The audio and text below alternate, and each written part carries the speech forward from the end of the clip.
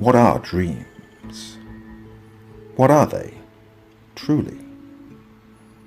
Are they nothing more than bits and pieces of thoughts and ideas thrown together without design or purpose? Might they serve a greater purpose, such as whisper tales of coming days, or reveal forgotten, lost recollections from days long past? Maybe our soul is expelled from our bodies each night, thrust out into the void to travel to lands far away. Consider this. What if our dreams are more than just nonsense? What if they were premonitions of tomorrow and told of adventures not yet had? Tell me, have you ever had a dream that showed wonders so great it made your waking life seem distant and dull? Have you ever dreamed a dream that revealed glimpses of who you are and whispered secrets of what you are meant to become? Do you know of anything that could fill you with such sorrow, to awaken each morning and desire with all your might that your eyes would be open to a brand new world, yet never does it come? With every sunrise, that is the burden I bear. However, such sadness does not consume me, for, you see, in my heart, I know my dreams are much more than wishful thinking and a longing desire for something more to this life. They are preparing me for things soon to come. No, it does not offend me when you roll your eyes at me. You are not the first to dismiss my words or mock my resolve. Many simply laugh out loud in amusement, and others feign looks of pity towards me. They say, surely only one who is mad would entertain such foolishness. They can see only a land of make-believe, a fairy tale fabricated from the mind of a boy. They cannot accept that a child, orphaned as an infant, who never knew the embrace of a mother or the guidance from a father, could still possess a birthright of greatness. Nor would they consider such a waif could excel above all others with only the determination of his heart and by the strength in his hands. Despite it all, I hold no malice toward anyone, for their conclusions are not without logic, albeit, sadly, short-sighted. Well, soon all will be revealed, for tomorrow is my birthday, and when I am gone, they will know they were wrong. You see, for tomorrow is my 15th birthday. It is the day my dreams foretold would come.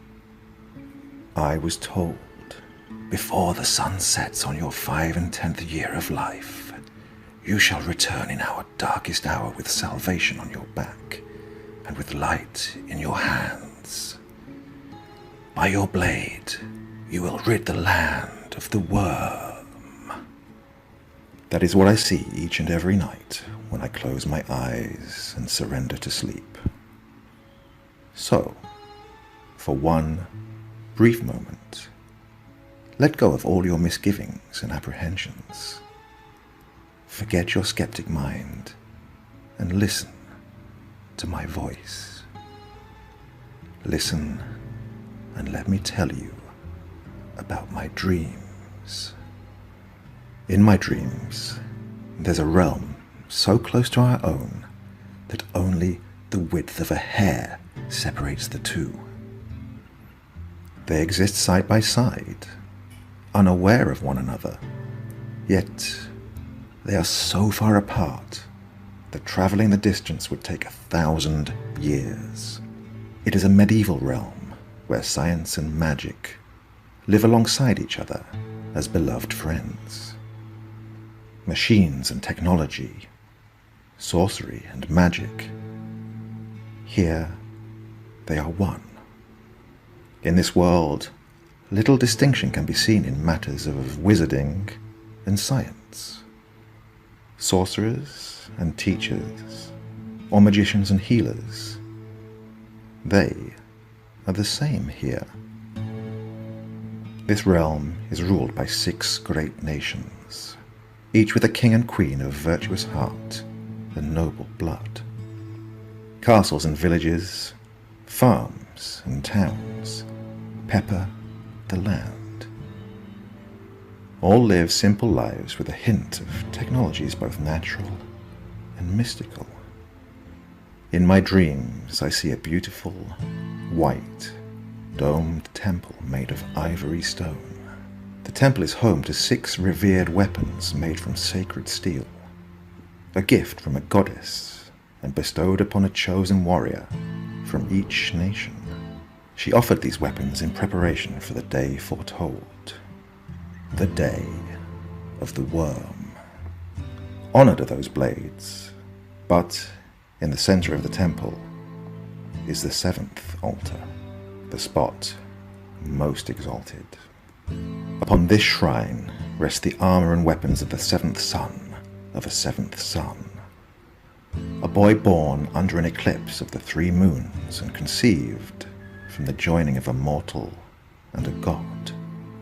His bloodline is destined to ignite the realms within shadow and despair and shine hope upon an oppressed and dying people. In my dreams, the weapons I wield are made from mystical steel of silver and blue. My armor is impenetrable and durable, yet impossibly light. My gauntlet extends past my elbow and serves as my shield. Upon the broad cuff of the metal-plated glove is housed a diamond-shaped disc with 3 blades that emerge from its tips with a lethal snap. When flung at my enemies, the disc obeys my will. It lays waste to all of my foes, then faithfully returns to my hand without fail every time. Forged was my sword from the last remnants of creation. Its steel was tempered under the solar storms of a distant star and cooled with the very essence of life. It is the mortal enemy of rot and decay. Never will my sword be broken. Nothing can shatter its blade. It is impervious to impact. Never will its edge become worn and dulled. The jeweled eye that sits within its hilt is my symbol and banner. It is the beacon that shines a light of hope and victory against any abomination that dares to stand against me.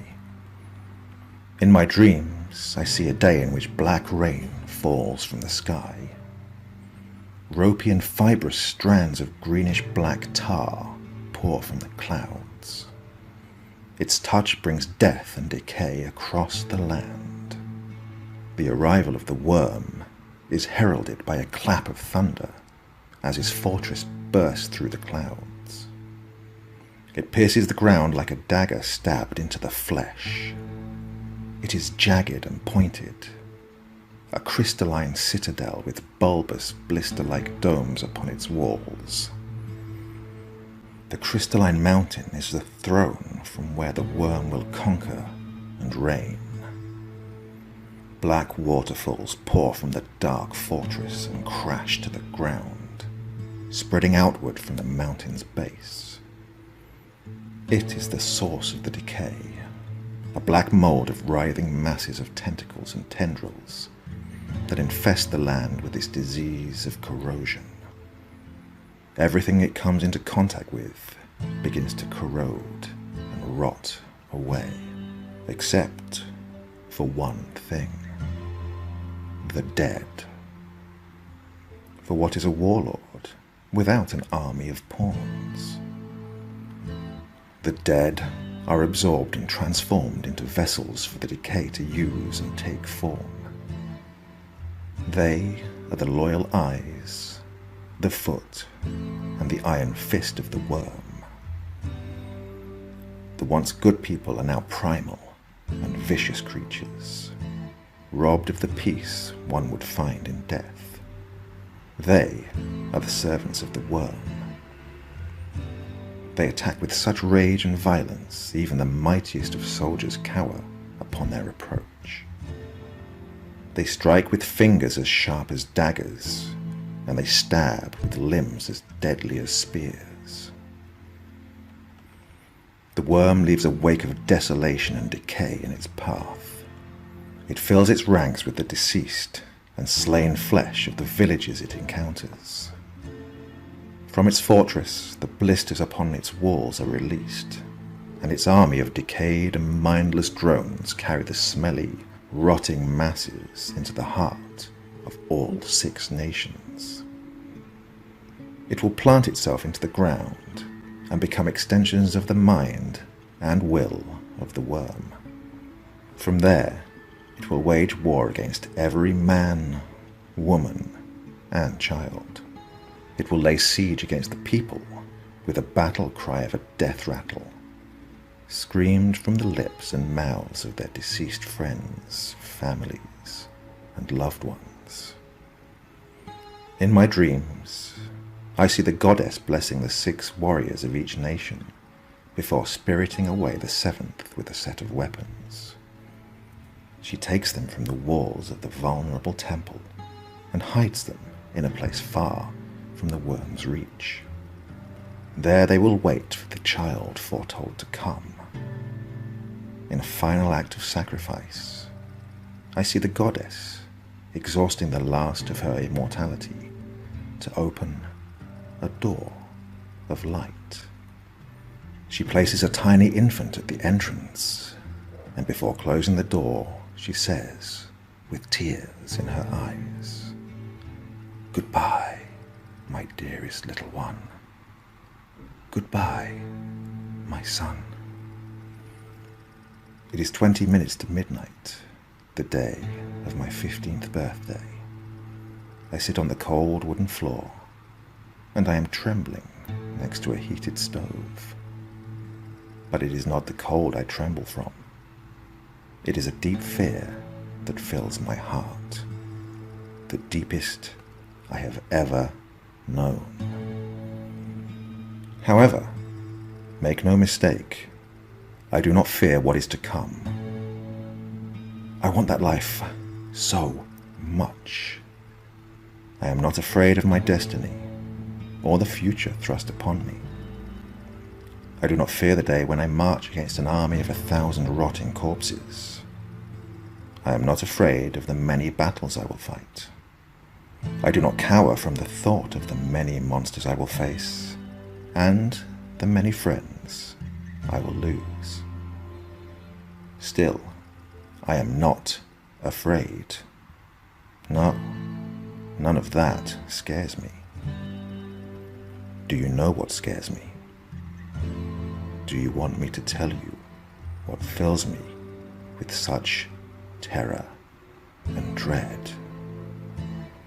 It is this. I am so afraid that when tomorrow finally comes, it will come and go like any other ordinary day.